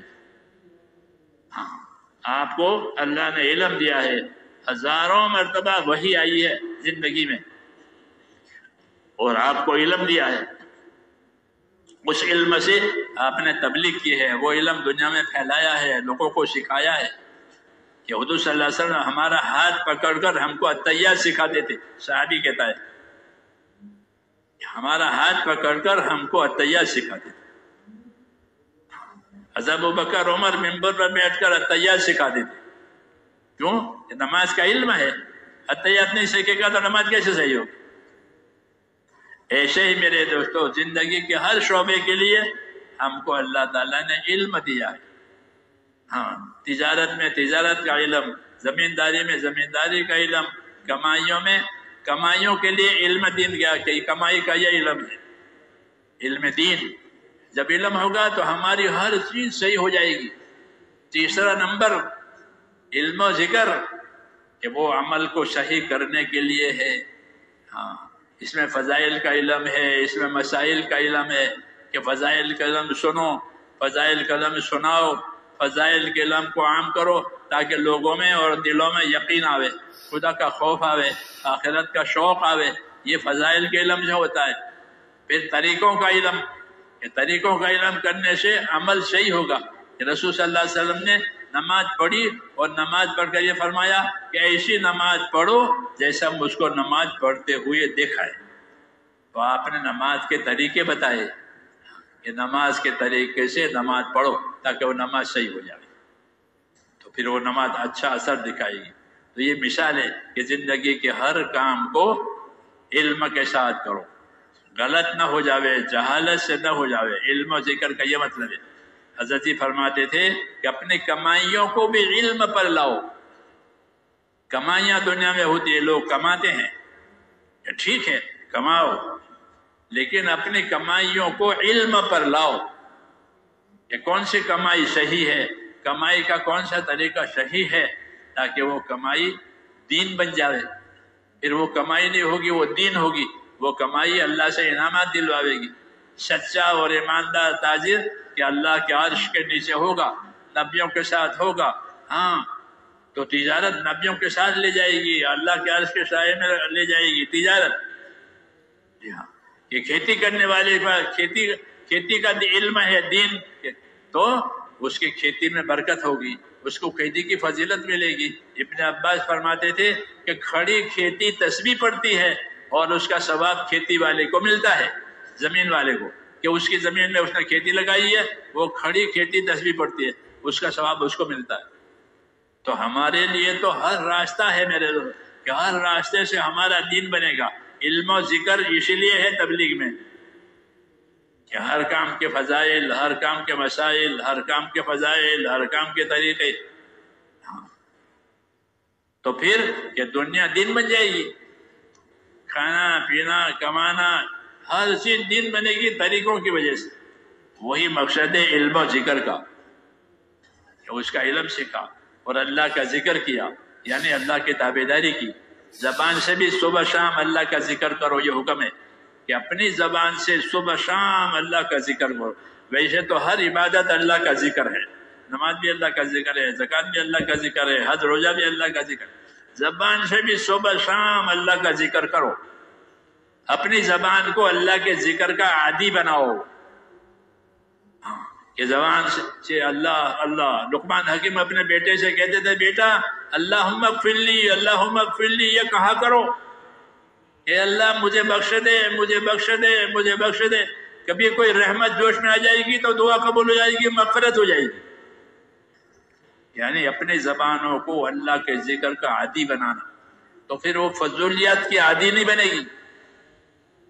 ذکر ولا ذکر اللہ اکبر، کہ اللہ ذکر کا ذکر تو بہت بڑی چیز ہے، کہ اللہ سے تعلق ہو گیا، اللہ کی یاد دل میں اتر گئی، غفلت نکل گئی. کہ غفلت سارے گناہوں کا دروازہ ہے. آدمی غافل ہوتا ہے تو سارے گناہ کرے گا. غفلت کا دروازہ بند ہوگا اللہ کے ذکر سے. کہ اللہ کا ذکر کرو. حضور صلی اللہ علیہ وسلم ہر وقت اللہ کا ذکر کرتے تھے، صحابہ کہتے تھے، ہر وقت اللہ کے ذکر میں رہتے تھے. ذکر کے طریقے بتائے ہیں کہ ذکر کرو اللہ کا ذکر، اس کے ذکر کے کلمات بتائے صبح شام، کہ اللہ کا ذکر کرو، قرآن پاک کی تلاوت کرو، دعائیں مانگو. یہ اللہ کا ذکر ہے، تاکہ زبان اللہ کے ذکر کا عادی ہو جاوے. اور دل میں اللہ تعالیٰ کے ذکر سے اللہ کی محبت پیدا ہوگی. اسی نیت سے ذکر کرے ہو. بزرگوں نے فرمایا اللہ کی محبت کی نیت سے اللہ کا ذکر کرو، کہ اللہ کا ذکر کرو تاکہ اللہ کی محبت آ جائے. ہاں، اللہ کے سوا جس کی محبت ہوگی وہ ختم ہو جائے گی. جبرائیل علیہ السلام نے حضور سے کہا اے محمد جس سے بھی محبت کرو ایک دن جدائی ہو جائے گی. یہ فرمایا اے محمد جس سے بھی محبت کرو ایک دن جدائی ہو جائے گی. تو سب سے جدائی ہوگی، اللہ سے جدائی نہیں ہوگی. کہ اللہ کی محبت، کہ اللہ کی اطاعت اللہ کی محبت سے کریں. ہاں، اللہ کی عبادت اللہ کی محبت سے کریں. ہاں، اللہ کی عبادت اللہ سے ڈر کر کے کریں. ہاں، کہ ہاں یہ اللہ کی طرف کا رجوع ہو گیا، دلوں میں اللہ کی طرف رجوع آ گیا. تو اللہ کے ذکر کی وجہ سے دلوں کا رجوع اللہ کی طرف ہوتا ہے. اس نے کہا صبح شام اپنے آپ کو ذکر کا پابند کرو، کہ ذکر سے بڑی کوئی چیز نہیں ہے. حدیث شریف میں ہے جناب رسول اللہ صلی اللہ علیہ وسلم نے فرمایا میں نے قبر سے زیادہ بھیانک کوئی جگہ نہیں دیکھی. سب سے زیادہ بھیانک جگہ اور گھبراہٹ کی جگہ وہ آدمی کی قبر ہے. پھر فرمایا کہ اللہ کے ذکر سے بڑھ کر کوئی چیز قبر کے عذاب سے نجات دلانے والی نہیں ہے. اس کا توڑ ہے یہ کہ قبر میں بھیانک جگہ ہے، اور بھیانک جگہ میں سکون کہاں سے ملے گا؟ کہ اللہ کے ذکر سے ملے گا. اس لیے میرے دوستو زندگیوں کو اس پر ڈالنا ہے کہ ہماری زندگی ایمان والی، ہماری زندگی عبادت والی، ہماری زندگی علم والی، جہالت والی نہیں. جہالت کا عمل قبول نہیں ہے. عمل کو جہالت سے کیا ہے. حضور صلی اللہ علیہ وسلم نے جاہلیت کو ختم کیا ہے. آپ کے آنے سے پہلے زمانہ جاہلیت کا کہا جاتا، جاہلیت کا زمانہ، ہر کام جاہلیت سے ہوتا تھا. خانہ کعبہ کا طواف ننگے کرتے تھے لوگ. طواف ایک عبادت ہے جو ایک ہی جگہ ہوتی ہے، اس کو ننگا کرتے، جاہلیت. تو جہالت سے عبادت بھی صحیح نہیں ہوتی. زندگی جہالت جہنم میں لے جاتی ہے، جہالت جہنم میں لے جاتی ہے. جہالت کا توڑ اور جہالت کا علاج وہ علم کے ذریعے سے، کہ ہم کو علم دیا گیا ہے کہ یہ علم سیکھو، آخرت بنائے، اس سے آخرت بنے گی اور دنیا سلامت رہے گی. کیونکہ جب آدمی دین کا علم سیکھے گا تو اس کو پتہ چلے گا کہ کس کا کیا حق ہے، کس کا کیا حق ہے. جس کو دین کا علم کی خبر نہیں، وہ نہیں جانے گا کہ اللہ کا کیا حق ہے، ماں باپ کا کیا حق ہے، میری ذات کا کیا حق ہے، مالداری میں کیا حق ہے، غریبی میں کیا حق ہے. کہ وہ تو علم سے پتہ چلے گا. تو اس لیے حضور صلی اللہ علیہ وسلم علم لے کر آئے ہیں، اور علم پر عمل کرنے کے لیے اللہ تعالیٰ کا ذکر ہے. اس لیے اپنے آپ کو اللہ کا ذکر کا عادی بنانا، ذکر کی دعوت دینا، ذکر کے طریقے سیکھنا، اس سے بنتی ہے زندگی کامیاب. اور اس سے اللہ تعالیٰ کے حقوق ادا ہوں گے کہ ایمان، عبادت، ذکر، یہ اس سے اللہ کا تعلق ہے، یہ اللہ تعالیٰ کے حقوق ہے. اور دنیا کو اللہ نے حقوق ادا کرنے کی جگہ بنایا ہے، آخرت کو بدلہ پانے کی جگہ بتایا ہے. اس لیے جان مال دیے ہیں حقوق ادا کرنے کے لیے، کہ اپنی جان مال سے اللہ تعالیٰ کا حق ادا کرو. جو چیزیں اللہ نے فرض کی ہیں وہ اللہ کے حقوق ہیں، جو چیز اللہ نے حرام کی ہے وہ اللہ کے حدود ہے، کہ یہ حد ہے یا کوئی نہ جاوے، یہ حد ہے یا کوئی نہ جاوے، یہ حرام ہے. اور جو فرض ہیں وہ اللہ تعالیٰ کے حقوق ہے، عبادتیں ہیں. تو اللہ تعالیٰ کے فرضوں کو جاننا، اللہ کے حرام سے بچنا، یہ دینی زندگی کہلاتی ہے. حدیث شریف میں ہے کہ تو حرام سے بچ جا، پھر تو خدا کا سب سے بڑا عبادت گزار ہے. لیکن حرام سے بچنے کے لیے ایمان کی طاقت چاہیے. ایمان کی طاقت آئے گی تو حرام سے بچے گا. ایمان کی طاقت پیدا کرنے کے لیے ایمان کی محنت ہے. ایمان کی محنت میں جتنا صحیح چلے گا اتنے اندر ایمان کی طاقت پیدا ہوگی، خدا کا خوف پیدا ہوگا، ڈر پیدا ہوگا، اور اپنے آپ کو بچاوے گا اللہ کی نافرمانیوں سے. اس لیے میرے دوستو، ہم کو یہ ذمہ داریاں دی ہے، اور ان ذمہ داریوں کے لیے محنت بھی دی ہے، کہ محنت سے اس کے ثمرات اور محنت سے اس کے صحیح نتائج ملیں گے. آدمی کا حصہ اتنا جس کی اس کی محنت ہے، جس کی محنت نہیں ہے اس کے لیے کوئی کمال نہیں ہے، کوئی کمال نہیں ہے. کیوں؟ کہ اس کی کوئی محنت نہیں ہے. کہ کمال پیدا کرنے کے لیے محنت ہے. ایمان میں کمال آوے، عبادت میں کمال آوے، علم و ذکر میں کمال آوے، اخلاق میں کمال آوے، اس کی محنت ہے. نبیوں والی محنت سے یہ خوبیاں پیدا ہوتی ہے، یہ خوبیاں پیدا ہوتی ہے. ہاں، ایمان بنتا ہے، عبادتیں بنتی ہیں، اخلاق بنتے ہیں. آدمی جہالت میں سے نکلتا ہے، آدمی غفلت میں سے نکلتا ہے. اور یہ اصلی زندگی ہے. اصلی زندگی یہی ہے کہ اپنی ذمہ داریوں پر ہماری زندگی آوے. اللہ نے مال دیا ہے تو مال کے حساب سے کیا ذمہ داری ہے وہ اللہ کا حق ہے، وہ ادا کرے. تندرستی دی ہے تو تندرستی میں کیا ذمہ داری ہے وہ اللہ کا حق ہے، وہ ادا کرے. تو ہر نعمت بھی ہے اور اللہ کی امانت بھی ہے. اس نعمت سے وہ کام کرنا ہے جو اللہ نے ہم کو جس کا ذمہ دار بنایا ہے.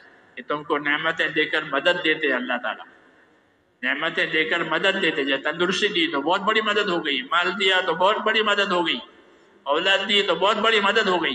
نعمتوں سے مدد لینی ہے کس پر؟ کہ اللہ تعالیٰ کی اطاعت پر. یہ نہیں کہ نعمتیں غافل کرے. یہ نعمت اگر غافل کرے گی تو پھر خسارہ ہوگا. اس لیے میرے دوستو، نعمت سے، خسارے سے اور نقصان سے بچنے کا راستہ یہی ہے کہ اپنے اندر دین لاؤ. پھر غفلت نہیں ہوگی، ذمہ داری ہوگی، اور اللہ کی مدد اتنی ملے گی جتنے ذمہ داری پوری جائے گی. رسول صلی اللہ علیہ وسلم فرماتے ہیں کہ المعونۃ علی قدر المعونہ، کہ اللہ کی مدد اتنی ملے گی جتنے ذمہ داری پوری کی جائے گی. تو ہم یہاں ذمہ دار ہیں اپنے دین کے. ہاں، کہ دین ہماری زندگی میں بھی آوے اور دین دنیا میں بھی آوے. یہ دونوں باتوں کی ذمہ داری ہماری ہے. کہ دین میری زندگی میں آوے، آنکھوں میں آنکھوں کا دین، کانوں میں کانوں کا دین، ایسے مال ہے تو مال کا دین، جو حالت ہے اس حالت کا دین زندگی میں لانا، یہ ہماری ذمہ داری ہے. اور اپنی زندگی میں دین لاتے ہوئے دنیا میں ایسی محنت کرنا کہ لوگوں کو دین پر چلنے کا راستہ مل جائے، لوگوں کو دین پر چلنے کا راستہ مل جائے. محنت کرنے کی وجہ سے راستے کھلتے ہیں دین کے. محنت چھوٹ جاتی ہیں تو وہ راستے تنگ ہو جاتے ہیں، لوگ پھنس جاتے ہیں بے دینی میں. بے دینی کے راستے بے دینی میں پھنس جائیں گے، اور محنت ہوگی تو بے دینی میں سے نکل جائیں گے اور دین پر آئیں گے. اس لیے حکم ہے کہ والذین جاہدوا فینا لنہدینہم سبلنا، جو ہمارے راستے کی محنتیں کریں گے ہم ان کو اپنے راستے کی رہبری کریں گے، اپنے راستے کی ہدایتیں دیں گے. ہدایت ملے گی، اور ہدایت جنت میں لے جائے گی، گمراہی جہنم میں لے جائے گی. ہدایت جہنم سے بچا کر جنت میں لے جائے گی. جو جہنم سے بچ کر جنت میں گیا وہ کامیاب، جو جہنم سے بچ کر جنت میں گیا وہ ہے کامیاب. فمن زحزح عن النار وادخل الجنة فقد فاز، کہ جو جہنم سے بچ گیا اور جنت میں چلا گیا وہ ہوا کامیاب. اس کامیابی کو لینے کے لیے اللہ نے ہمیں دین دیا ہے، دین کی محنت دی ہے. اس سے ساری خیر وجود میں آئے گی، سارے فتنوں سے بچاؤ ہو جائے گا، اور پریشانیاں ختم ہو کر سکون دیا جائے گا. اس لیے میرے بھائیوں، اس کام پر اپنے اپنی زندگیوں کو ڈالنا بھی ہے اور دنیا میں اس کو لانا ہے، تاکہ دنیا میں بسنے والے تمام ایمان والے اپنی زندگی کو کامیاب بنائیں. اس کی محنت ہم کو دی ہے، اس لیے اس کے ارادے کریں انشاءاللہ کہ یہ کرنا ہے. تو بھائی تیار ہے کہ اس کے ارادے کریں. پہلے ارادہ ہوتا ہے پھر عمل ہوتا ہے، ارادہ نہیں ہے تو کیسے عمل ہوگا؟ تو ارادہ کرنا ہے کہ اپنی جان مال سے میں اللہ تعالیٰ کے دین پر قائم بھی رہوں گا اور اپنی جان مال سے اللہ کے دین کا مددگار بھی بنوں گا. دونوں باتیں، اپنی جان مال سے اللہ کے دین پر قائم بھی رہنا ہے، اس کو استقامت کہتے ہیں، اور اپنی جان مال سے اللہ کے دین کی مدد بھی کریں گے، اس کو نصرت کہتے ہیں. ہر مسلمان پر اپنے دین پر قائم رہنا بھی ضروری ہے، ہر مسلمان کو اپنے دین کا مددگار بننا بھی ضروری ہے کہ دین سیکھے اور سکھاوے، سیکھنے سکھانے دوسروں کو تیار کرے، اس کو نصرت کہتے ہیں. یہ دونوں کام ہیں. جب یہ دونوں کام ہوں گے تو ہماری زندگی کی ذمہ داری انشاءاللہ پوری ہوگی. پھر اللہ تعالیٰ اپنی مددیں دیں گے، عزتیں دیں گے، اچھے حالات لاویں گے، دعاؤں میں قبولیت آئے گی. اس پر ہے. تو اس کے لیے تیار ہیں؟ آپ بتائیں، جو جو تقاضے آپ کے سامنے پیش کیے جائیں گے انشاءاللہ وہ آپ پورے کریں گے. ٹھیک ہے؟ تیار ہیں اس کے لیے؟ جی، صرف نام لکھانے والے کھڑے ہوں، باقی ساتھی بیٹھ جائیں. باقی ساتھی بیٹھے رہیں صرف.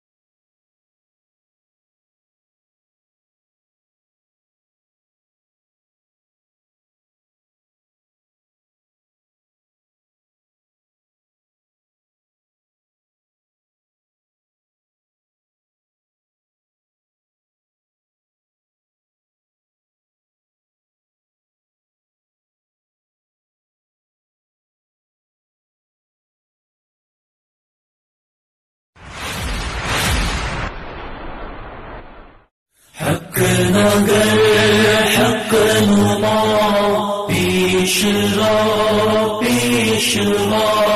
اے حبیب خدا